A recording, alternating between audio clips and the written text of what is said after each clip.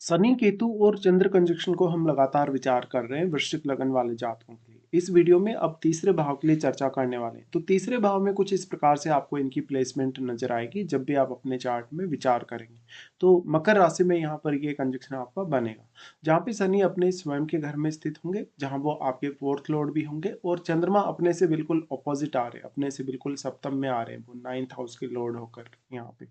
तो शनि यहाँ केतु के साथ मिलके वैराग्य युति या वैराग्य दोष का निर्माण कर रहे हैं, जबकि शनि चंद्रमा के साथ मिलके विष दोष भी बना रहे हैं, और केतु और चंद्रमा के मिलने से यहाँ बन रहा है ग्रहण दोष।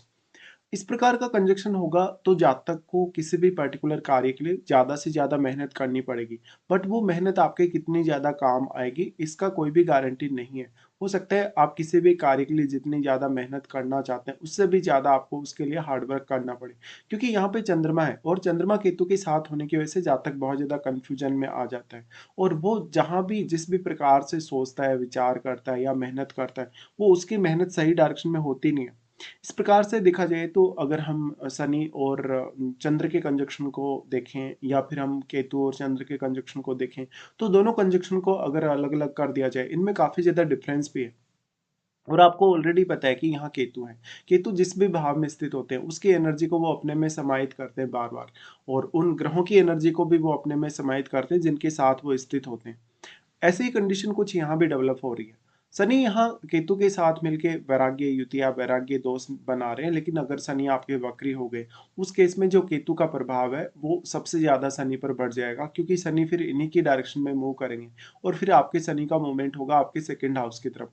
कुछ हद तक फिर इस बात की पॉसिबिलिटी भी ज्यादा है कि सेकंड हाउस से रिलेटेड कार्यों को भी फिर आपका केतु और आपका शनि प्रभावित कर सकता है। तो जब हम शनि चंद्र कंजक्शन की बात करते हैं या जब केतु चंद्र कंजक्शन की बात करते हैं, देखिए अगर सबसे पहले हम शनि और चंद्र कंजक्शन को लेते हैं तो यहाँ विष दोष का निर्माण हो रहा है, और विष दोष का निर्माण होने से जातक लगातार सोचता ही चला जाता है, अक्सर वो ओवर थिंकिंग करता है, और वो किसी भी स्पेसिफिक डिसीजन तक बहुत लंबे समय तक पहुंच पाता है, काफी ज्यादा वो समय ले लेता है। इससे उसके कार्य में व्यवधान आ सकता है, रुकावट आ सकती है, या कार्य के प्रति उसकी रुचि खत्म हो सकती है, वो बहुत ज्यादा फ्रस्ट्रेट हो सकता है। लेकिन ये तो निश्चित है कि जातक कभी ना कभी वो फैसला जो उसने सोचा है वो लेता जरूर है, और वो फिर मेहनत भी उसके लिए पूरी करता है। बट जब हम केतु चंद्र कंजक्शन की बात करते हैं, यहाँ पे जातक अपनी फीलिंग से, अपने इमोशन से काफी ज्यादा डिटेच हो जाता है। अब जब अपनी फीलिंग या अपने इमोशन से, अपनी भावनात्मक रूप से अगर जातक डिटेच ही होगा तो वो सोच भी नहीं पाएगा, वो विचार भी नहीं कर पाएगा अच्छे से। अगर वो विचार करेगा, अगर वो ओवर थिंक भी करेगा, तो उसके मन में कहीं ना कहीं भय उत्पन्न होगा, उसके विचार करने की क्षमता, उसकी सोचने की क्षमता काफी कम पड़ जाएगी। तो वो क्षमता लाने के लिए ही सबसे पहले जातक को फिर मेहनत करनी पड़ेगी। यहाँ पे फिर डिपेंड ये भी करेगा कि जो चंद्रमा है वो कौन कौन से ग्रहों से प्रभावित है, क्योंकि यहाँ राहु का प्रभाव भी है, और चंद्रमा काफी ज्यादा सॉफ्ट होने के कारण जिन ग्रहों का प्रभाव या जिन ग्रहों की दृष्टि होगी थर्ड हाउस में उनसे भी चंद्रमा अवश्य प्रभावित होंगे। वैसे तो यहाँ जितना भी एनर्जी किसी भी ग्रह का आ रहा है आपके थर्ड हाउस में, वो सारी एनर्जी केतु अपने में समाहित कर ले रहे हैं। अब यहाँ पे बात आती है शनि की। देखिए जो कैप्रिकॉर्न का शनि होता है, जो जो मकर राशि का शनि होता है, वो उतना ज्यादा अच्छा नहीं माना जाता, क्योंकि यहाँ पर शनि वैसे भी बहुत ज्यादा मेहनत लेता है आपकी, बहुत ज्यादा हार्डवर्क लेता है, उसके बाद ही आपको कुछ मिल पाता है। और ये थर्ड हाउस जो है आपका, वो आपके कम्युनिकेशन से जुड़ा है, वो आपकी नेचुरल एबिलिटी से जुड़ा है, आपकी रिस्क टेकिंग एबिलिटी से भी जुड़ा है। अगर आप बिजनेस करते हैं या कोई भी प्रकार की बड़ी रिस्क लेते हैं, बड़ा फैसला लाइफ के लिए लेना है आपको, तो उसमें थर्ड हाउस का ही बहुत बड़ा रोल है। जब इस प्रकार से शनि इनके साथ स्थित होगा तो जातक या तो बहुत बड़ी कोई रिस्क नहीं ले पाएगा, या कोई बहुत बड़ा फैसला अगर वो करेगा तो उसको दूसरे लोगों से सहायता की आवश्यकता पड़ेगी। इस प्रकार से आपके जो थर्ड हाउस रिलेटेड रिलेशन है, जैसे भाई बहनों के साथ हैं, रिलेटिव्स के साथ हैं, पड़ोसियों के साथ हैं, वो कहीं ना कहीं उनमें एक उदासीनता सी आ जाती है, या उनके साथ आप प्रॉपरली कम्युनिकेट नहीं कर पाते, या वो आपको अंडरस्टैंड नहीं कर पाते, या आप उनको अंडरस्टैंड नहीं कर पाते, कुछ ऐसी दिक्कतें रहती हैं। और एट द एंड बाद में आप डिटेच हो जाते हैं एकदम से, और आप उनसे दूर जाने की भी कोशिश करते हैं। तो कहीं ना कहीं इस कंजक्शन का जो रोल है आपको विदेश भेजने, किसी अदर स्टेट या अदर सिटी में सेटल करने को लेकर भी बहुत ही ज्यादा इंपॉर्टेंट है। शनि यहाँ पे अपने घर में स्थित ज़रूर है, लेकिन अगर शनि वक्री हो जाएँगे, उस केस में वो मूवमेंट करेंगे आपके सेकंड हाउस की तरफ और उस स्थिति में केतु का भी मूवमेंट आपके सेकंड हाउस की तरफ ही है। तो फिर केतु का प्रभाव इन पर काफ़ी ज़्यादा बढ़ जाएगा। तो फिर जो आपको मेहनत करनी चाहिए, जो आपको एक रिक्वायरमेंट है मेहनत करने की या एक हार्ड वर्क करने की, वो आपकी मेहनत सही डायरेक्शन में नहीं होगी अगर आप मेहनत करेंगे भी या सोचेंगे या विचार करेंगे। उस स्थिति में फिर आप जीवन में कुछ भी अगर हासिल करना चाहते हैं, कुछ बहुत बड़ा अपने लिए करना चाहते हैं, वो आप नहीं कर पाएँगे उतने अच्छे से। बट शनि अगर वक्री ना हो तो यहाँ ज़्यादा अच्छा है, लेकिन वक्री नहीं होने के केस में भी क्योंकि कैप्रिकॉर्न का शनि है, तो आपसे मेहनत तो फिर भी माँगेगा। अब वो मेहनत आप कितने सही डायरेक्शन में कर सकते हैं यहाँ पे, या उसके लिए अपने आप को कितना ज़्यादा समय भी दे सकते हैं, ये काफ़ी इम्पोर्टेंट हो जाएगा। शनि की दृष्टियों के हिसाब से या इनके एस्पेक्ट के हिसाब से विचार करें तो यहाँ पे शनि वैसे तो फोर्थ हाउस के भी लॉर्ड हैं और वो फोर्थ हाउस रिलेटेड भी आपको काफ़ी ज़्यादा जिम्मेदारियां दे सकते हैं और उन जिम्मेदारियों को पूरा करे बिना आप आगे नहीं बढ़ सकते। परिवार के साथ कुछ मिसअंडरस्टैंडिंग भी दे सकते हैं, इवन मदर के साथ भी आपको काफ़ी सारे इश्यूज दे सकते हैं। लेकिन यहाँ पर फोर्थ हाउस का रिजल्ट थर्ड हाउस की तुलना में ज़्यादा जरूर बेहतर हो सकता है।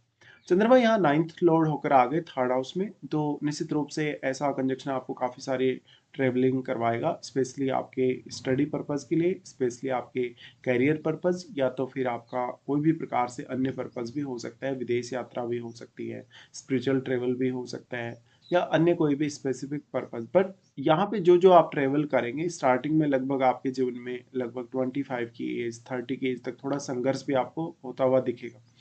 शनि का दृष्टि सबसे पहले आ जाता है पंचम घर पे। देखिए पंचम घर पे शनि का दृष्टि पड़ रहा है और ऐसा जातक फिर सिक्स सेंस को अपना बढ़ते हुए देखेगा।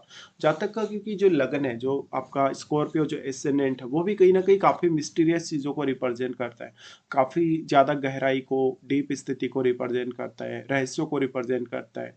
और जब शनि इस प्रकार से पंचम पर दृष्टि डालते हैं तो पंचम के स्वामी जो है वो बृहस्पति हैं, और पंचम में जो साइन है वो यहाँ पे मोक्ष को रिप्रेजेंट करने वाला साइन है, कहीं ना कहीं जो मीन राशि है, और वो कहीं ना कहीं कालपुरुष के हिसाब से 12वें घर का साइन है। निश्चित रूप से शनि का यहाँ दृष्टि आपको काफी हेल्प करेगा, आपकी अंतर्दृष्टि मजबूत होगी, आपका किसी भी विषय में सोचने विचार करने की क्षमता, बहुत गहराई तक जाने की क्षमता आपको मिलेगी। लेकिन इससे संतान के साथ रिलेशन डिस्टर्ब हो सकते हैं, आपकी लव लाइफ काफी डिस्टर्ब हो सकती है, आपका कहीं ना कहीं संतान का जन्म या तो बहुत ज्यादा देरी से हो, या संतान जब जन्म ले रही है उस समय उनको कुछ हेल्थ इश्यू हो, या हो सकता है जैसे डिलीवरी होती है तो वो डिलीवरी नॉर्मल नहीं होती, या कुछ ना कुछ इस तरीके की दिक्कतें आपको सामने आएंगी। फिर आप पंचम भाव को लेके थोड़े वैसे भी ज्यादा स्ट्रिक्ट नजर आ सकते हैं, क्योंकि शनि यहाँ मकर में है और तीसरी दृष्टि यही है उनकी।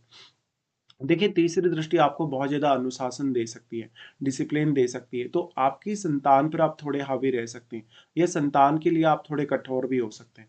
शनि यहाँ पे अब आपको सही तरीके से सोचने विचार करने निर्णय लेने के लिए प्रेरित करेंगे। बट अगर शनि वक्री होकर ऐसी दृष्टि डाल रहे, भले ही फिर आपके कार्यों में वो व्यवधान तो नहीं लाएंगे, लेकिन आपकी सोचने, आपके विचार करने की क्षमता, आपका जो नजरिया है कहीं ना कहीं उतना परफेक्ट कभी कभी नहीं होता, फिर आपको डिपेंड होना पड़ेगा पंचम भाव में बैठे हुए ग्रह और पंचमेश आपके बृहस्पति पर।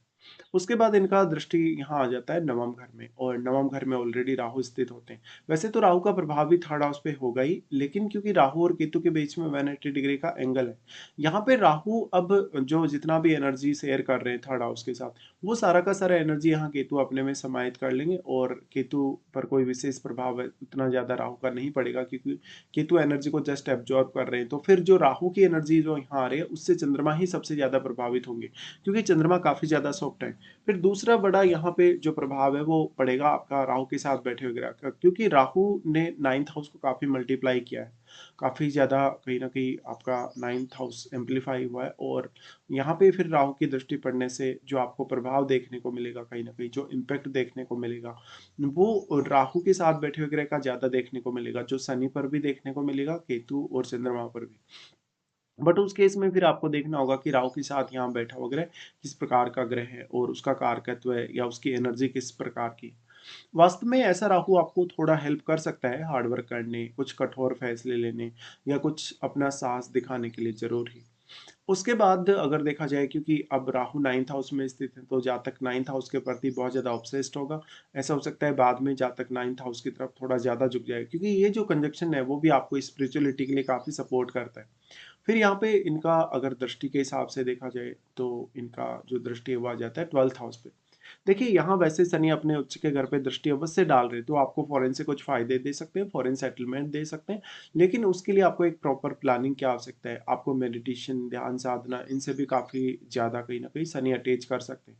बट ऐसा शनि फिर रिश्तों के लिए उतना अच्छा नहीं है, वो आपको बहुत ज़्यादा अकेलापन दे सकता है, बहुत ज़्यादा स्ट्रेस दे सकता है, एंग्ज़ायटी इश्यूज़ दे सकते हैं। इसके साथ-साथ शनि यहाँ मेनली अनुशासन के लिए जाने जाते हैं। तो रिश्तों में लेके, अपनी आर्थिक स्थिति को लेके, करियर को लेके बहुत ज़्यादा आप में डिसिप्लिन डेवलप होगा और वो डिसिप्लिन लेकिन बहुत लंबे समय तक आप फॉलो भी नहीं करेंगे अगर आपका शनि वक्री हो गया है। तो फिर केतु का प्रभाव आपको देखना होगा कि केतु के फिर कितना ज़्यादा क्लोज़ है। देखिए, नो डाउट ऐसे जो जातक होते हैं बहुत ही ज़्यादा मेहनती होते हैं और वो स्वनिर्मित इंसान हो सकते हैं। अपने अपने आप से निर्मित या अपने अपने खुद के विचारों से निर्मित इंसान हो सकते हैं। वो दूसरों की सुनना उतनी पसंद नहीं करेंगे, वो अपने हिसाब से ही चलेंगे और जातक कहीं न कहीं जो कठिन कंडीशन आती है लाइफ़ में, जो कुछ कठोर फैसले उनको लेने होते हैं, वहाँ पर वो थोड़े ज़्यादा स्ट्रिक्ट हो सकते हैं अगर शनि वक्री नहीं है तो।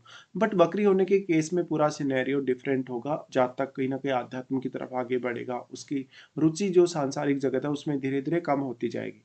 इस प्रकार का जातक जो भी रिस्पॉन्सिबिलिटी हालाँकि लेगा, वो हो सकता है बहुत जल्दी वो पूरा भी कर दे अगर वो काफ़ी मेहनत कर रहा है।